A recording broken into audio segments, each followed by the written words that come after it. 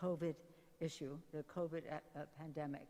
You're a model to the world in terms of the cooperation of the people and the success of your initiatives. Congratulations, Madam President. Congratulations to the people of Taiwan for following the lead and suggesting their own proposals. Today, the world faces a choice between democracy and autocracy. America's determination to preserve democracy here in Taiwan and around the world remains ironclad. And we're grateful to the partnership of the people of Taiwan in this mission. I'm very grateful to receive this award. I'm grateful to you, Madam President, to the people for their enduring friendship. I'm very blessed, as are my colleagues, with many Taiwan Americans who are very excited about our visit. And in fact, when I came before, in '99, I came with them, and we learned a lot. And that's what we came to do, to participate in the Asian Pacific Initiative in a way that is appropriate for Taiwan to be successful, whether in trade, security, et cetera, and to do so in a way that opens many more possibilities. We came here to listen, to learn, and what do you know? I got this beautiful, beautiful, beautiful award. The Order. I accept all the kind words. And those were the latest remarks made by House Speaker Nancy Pelosi during her trip to Taiwan. There you heard there, she met face-to-face with the president of Taiwan in a trip that was met with harsh criticism and very stark warnings from China.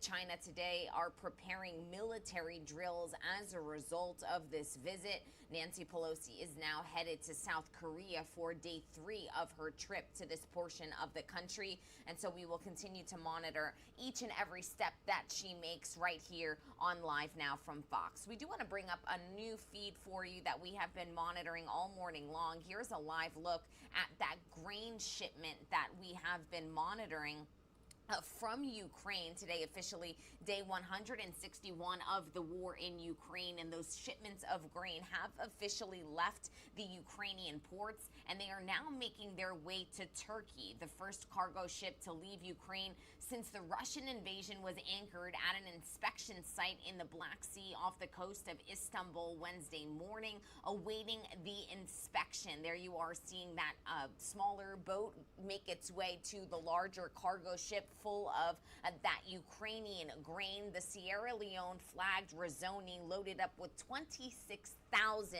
tons of corn, set sail from the port of Odessa on Monday. Its final destination is actually Lebanon, but here it is making its way through Istanbul for an inspection. And so that is this feed that is coming into our newsroom. This is pretty remarkable to watch live, raw, and unfiltered. Obviously a historic moment. This was a massive negotiation that was brokered between Ukraine and Russia to allow these grain exports to make their way out of the ports of Ukraine that are now obviously under heavy shelling and Russian occupation.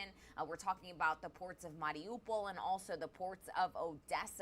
This ship actually did leave from the port of Odessa, and it will now make its way through the Bosphorus Strait, which is what we are looking at right here, live, raw, and unfiltered, a waterway which cuts through Istanbul, linking the Black Sea to the Sea of Marmara, monitoring it for this Rizzoni ship carrying the massive shipment of grain from Ukraine, which this morning was inspected by a delegation consisting of Turkish, Russian, Ukrainian, and UN representatives. So now it is making its way through the Bosphorus Strait, and we here on Live Now from Fox are watching it all unfold right before our eyes. This is what we do here on the show. We bring you out to any live events happening around the world, and this was a big one that we have been monitoring all morning long.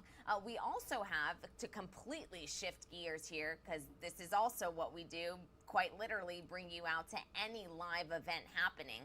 This is a feed coming into our newsroom from Pennsylvania. Skydive Philadelphia is hoping to set a new Pennsylvania state skydiving record.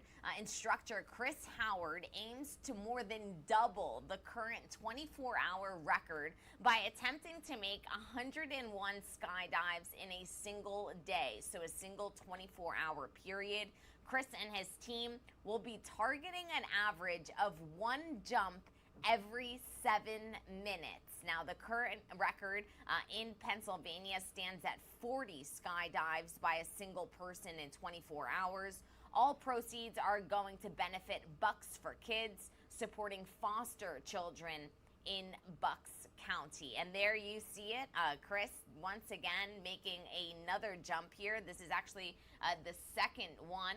He did make one just about 7 minutes ago, and this is another one. I'm not sure what the official count is. I'm sure he started earlier this morning, as he is trying to make 101 skydives in a single 24-hour period.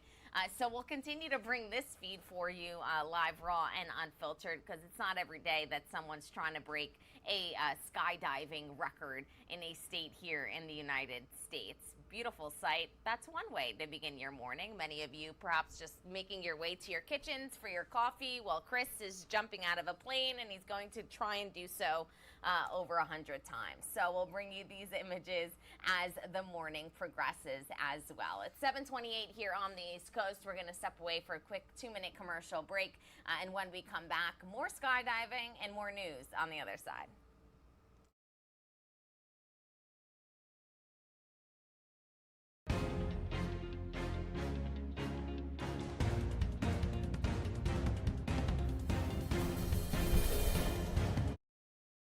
多年来，佩洛西议长也一直持续关注台湾的民主发展，并且长期支持台湾的国际参与。